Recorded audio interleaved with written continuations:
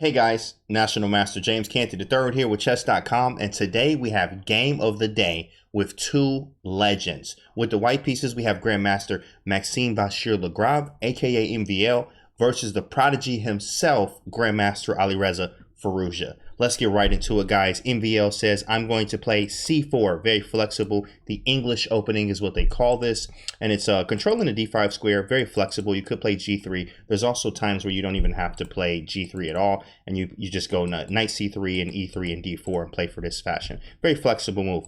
So Alireza plays knight f6. He could have played e5 as well, which is what they call the reverse Sicilian, because the Sicilian starts e4 and c5. So if you have c4, e5, it's literally the reverse Sicilian. So that's something for you guys if you didn't know. Now after knight f6, very flexible move. You have moves like g6 that can also run right into the King's Indian defense if you are a player like that. Or you can play e6, even d5 and c5 are some choices as well. Even b6 in the Queen's Indian fashion. Now after knight f6, he chooses knight to f3. So very flexible here. We're not sure what kind of English he's going to play yet. Maybe it's a ready, maybe it's a Catalan, maybe it's just a Queen's Gambit. We don't know what he's going to play yet. But this is very flexible and it doesn't tell your cards yet. A lot of times when you are playing this as white. So if this is something that you want to go for, absolutely keep watching today. So after knight f3, you have e6 on the board.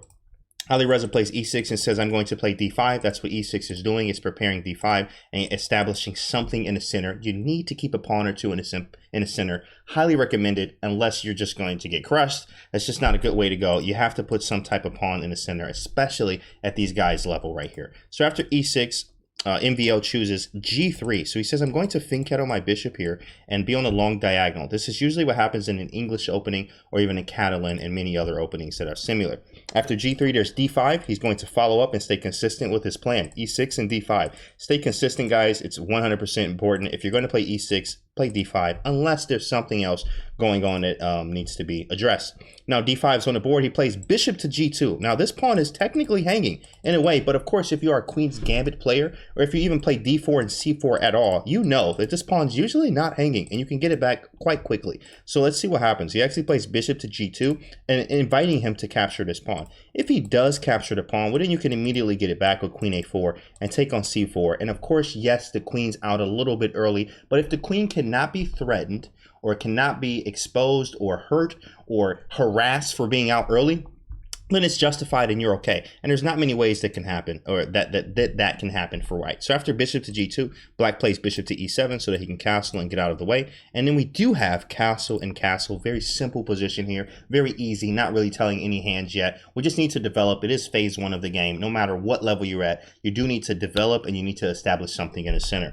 So we have castle and castle. c4 is on the board. We don't have d4 yet. And speaking of d4, that's what MVL plays. He plays d4 and says, you know what, now it's time to push this pawn to d4 here, and now we do have a true Catalan position here, which is this is actually a classical line, or the Catalan open defense is what they call this right here. So actually d4 is the move on the board, and after d4, this is what Alireza chooses. So now you do have a few options, guys. You have c5, you have c6, knight b to d7, you have a6, you also have knight a6. These are many options.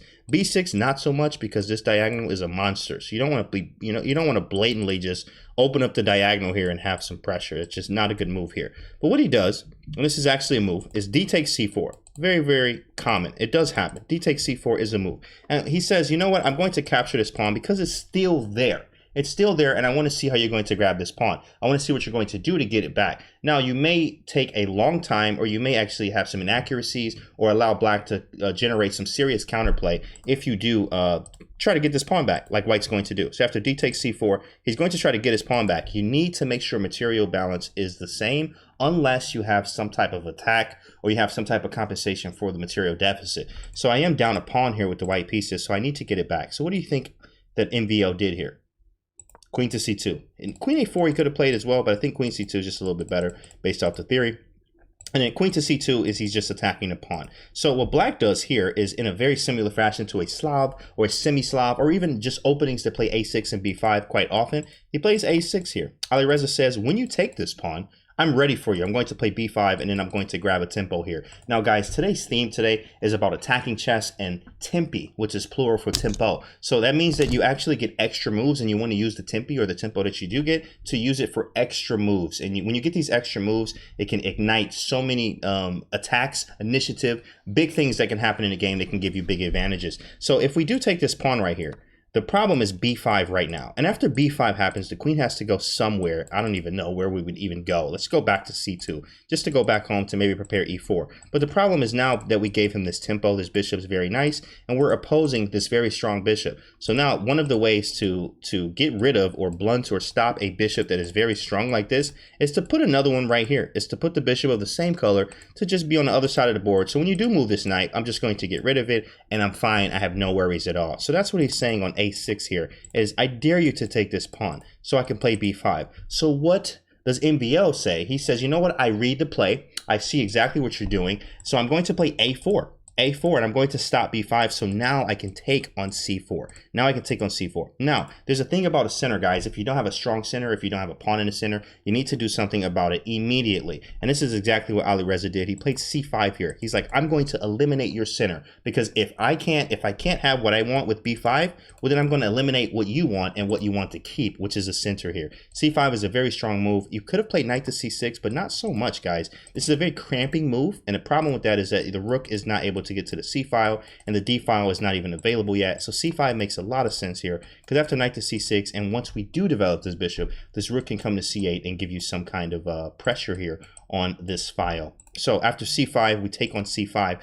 by MVL, and this is a very nice move. He could have played many moves. He could have taken this. He could have played e3. Even rook to d1 is in the air here. But what I like, again, the theme of today, guys, is tempo or tempi. Very nice. I'm going to capture this, forcing you. So right now the material's even. Always make sure you know material balance. Always know the score. So if I take this, we're now even. And with this being even, I can now take this pawn back and be up a pawn if you don't capture this back. So it's almost forced here to capture this pawn back. Now, after he takes, what do you think we do now?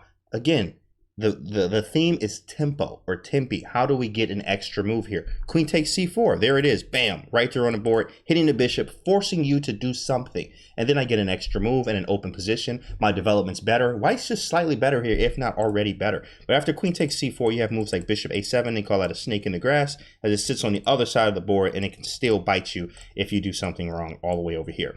But instead, he actually chose b6, which is a very interesting move here. b6 just seems very wrong. But he actually saying he's inviting him to move his knight somewhere, which he actually could. It's not a bad move. You could play knight e5 and immediately exploit this, the rook here being open. And of course, guys, you don't try this at home, okay? Do not try this at home. Alireza Firouzja is certified in what he does. Now, with that being said, he knew that this knight could move and the bishop could attack the rook. Now, MVL said, I'm just not into it. I'm not going to move my knight and play any of these tricks. And what could even happen is actually rook a7, which is a very nice defensive move. It also steps out of this and even prepares maybe rook c7, in some cases taking with d7 with the rook, if knight after knight d7 and getting rid of this knight, because this knight will be a problem if we keep him here. So we need to get rid of him via knight d7 eventually, or even bishop b7 first, because knight d7 runs into knight c6, forking the queen and the rook.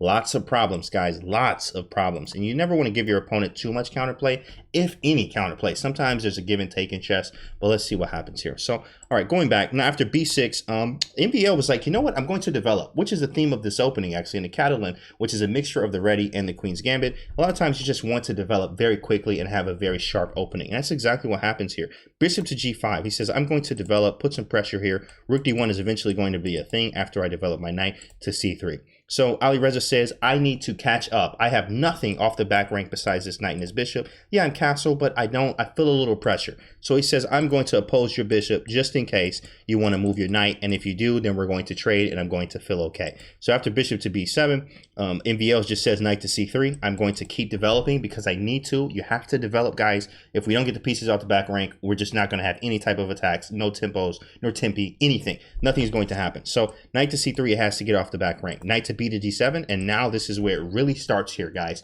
After this position, it starts to get very wild, and I promise you guys, you're going to love these next few moves. So after knight b to d7, watch what MVL does here. This is a very strong position. As you see, white has a slight initiative, or they just have the play. They're better to play. It's equal. It's easier to play with white as it is with black. Now it may be objectively an equal position, but just easier to play for white here. As you have rook to d1, you have b4 in some cases, e3, e4. I mean, you got a lot of ideas here. On the contrary, black doesn't have as many, but he does have some counterplay with bringing a rook to the file, maybe trying to play b5 eventually, trying to trade a pair of bishops, whatever we can do, because we need to formulate good plans and good attacking chances for ourselves here, or at least be equal. So after knight b to d7, white plays rook f to d1. Why the f rook and not the a rook? Because the a rook wants to sit on c1 and do some pressure here, just like this. It would be nice, you could put the a rook on d1, but the f rook is just kind of doing nothing for a while, so it does make sense to put it on the f rook to d1 and bringing the other one over to c1. Black plays rook to c8, and that's exactly what's happening here. Hopefully your tactics are on point here, and you don't play something like, I don't know, bishop takes f6, or which of course you could be a move, but h3 or even something like b4, inviting bishop takes f2, start a new game, just get it off the screen, start a new one. Rook, and actually what's the problem here, just in case you're a beginner, b4, bishop takes f2, king takes, and rook takes c4, and this is over. Let's just get this off the screen. So now after rook to c8, white actually plays, MVL says, I'm not with any of that, you're not going to get me. He plays queen h4. Queen h4, very strong move, putting some pressure here. I thought this move was very, very strong, very sharp, and black needs to be super accurate here because there's a lot of pins, a lot of stuff going on. And if you're not aware of what's going on, you're going to be in a lot of trouble here. Now, I think, and actually Engine says the best move is queen to c7, which I actually thought was a move as well, but he just didn't like this too much. And Alireza played queen to e7, which allowed some very nice counterplay for white here in these next few moves. MVL chose e4. Is he going to play e5 to put some more pressure on his knight as much as possible because it's pinned already? What do you think black played here? When people cross the line, like we see here, you need to get rid of them. You have to get rid of them. There's so much pressure on him right now. There's so much pressure on Alireza that he just needs to do something. You need to play h6. And that's exactly what he did. He played h6. And now, guys, pause the video. And what would you play here? Would you take on f6? Would you take on h6? Would you do something else? What would you do? The move here for white, believe it or not, guys, monstrous move here. Rook takes d7. Whoa, oh my goodness, I can't believe it's on the board. Didn't even see it, didn't even consider it. Rook takes d7, monstrous move. If you take with a knight, well, for obvious reasons, you just can't do that because the queen is hanging. So you only have one other move. And if you do take this way, well, then I actually grab more material because I captured first. I captured a piece. Yeah, you get a piece. And I get a queen. You get a queen. But then I get an extra piece, which is a bishop, so I go up material here. So you have to take with the queen here. After queen takes, bishop takes f6. We eliminate the defender of this king side here and just bust up the king side, make you look all crazy. Pawn takes, and then he takes on h6. Wow, right? But here's the thing, guys. When you're attacking, you need more pieces. And right now, there's only a queen over here. So it looks are very deceiving in chess. So actually, the engine evaluates this as an equal position as of right now, which is very, very strong. Like it must be something to be sacrificing an exchange here and only be equal, meaning white has a lot of compensation here in this position. And the king is unsafe, and especially if a rook lift happens in the next few moves, that could be a problem. Of course, the bishop has that on lock, but you need more pieces. You just need more pieces. So after queen takes h6, he plays queen e7 to defend the f6 pawn to not give up more material. And then watch this decisive attack here, guys. It gets very, very fun. Now watch this. e5 happens on the board. F takes e5 because he's trying to get as close as he possibly can. But he actually played knight g5. Threatening checkmate, forcing f6 or f5. If f5 happens, e6 hangs, so he plays f6. And defending h7, you kind of have to. Queen g6 happens with a check. Now he's like, if I go queen g7, I'm going to take on g7, and knight takes e7 with check, and you're in a lot of trouble here. So he played king h8 to step out of the way, and then we trade first on b7, because that's still here. Bishop takes b7. A lot of technical chess here. Very technical, very sharp, accurate. Of course, this is what you'll get at the top level with these big fellas playing like this. Bishop takes b7, queen takes b7, and knight takes e6. So now we have another pawn. We just snagged another one over here on h6. We already stacked the exchange. We're almost getting all our material back. This bishop's gone, and his king's looking crazy. We actually have a lot of compensation here. So after knight takes e7, he plays rook to f7 because rook g8 fails to queen h6 and taking back on f6. So rook f7 to defend the 7th rank. Queen h6 check, king g8, Queen back to g6, because you must repeat moves. Just don't do it 3 times and then you'll get a draw, unless that's what you want, right? King to h8, and now, guys, a star move here, bringing another piece into the game, knight e4. Here we go. We got 3 pieces now. Usually it takes 3 for a successful attack, but the more, the better. So he needs more pieces and more stuff, especially against the defenders that black has here. After knight e4, we have queen to e7 on the board. And we're just going to blow through the moves here. Queen h5, rook h7, queen f7 to defend the knight. And then we have rook to g8. Queen takes f6 check. So after rook g8, right? Rook g8, honestly, black's just defending. If you look at this position, black is just defending. And that sacrifice was monstrous, guys. It was just, he figured it out. And like rook takes d7 and was able to get a position like this, where white, if he is able to get the exchange back, he is completely winning. And after rook g8, queen takes f6, queen takes, knight takes f6, and Firouzja says, uh-oh, you know what? I'm in trouble. So he takes on f2, hoping that king takes with king would take on f2, allowing rook f7, because rook f8 drops a rook, and rook f7 will be okay here. So he says, not today. You got a pawn back, but I'm still going to get my exchange. King g2, rook to g6. We snap the exchange. He takes on e6. We bring the knight back around as it should be. And then he blunders. Well, not really, actually, because this bishop's still hanging, guys. So you need to attack this knight, which he has to. This is all force. Great chess here. Rook g6, hitting the knight. The knight goes to f7 to check the king, to pull another pawn, yet another pawn. We got our exchange back, and we're getting another pawn out of this. King g7 happens. I take on e5. The rook's hanging, and the bishop is hanging. So you can't play anything but rook to e6. Well, what about rook f6? Not a move. Knight g4, I'm hitting the bishop and the rook at the same time. Lights out. So he plays rook e6, and he forces him to go into a winning rook and pawn game for white.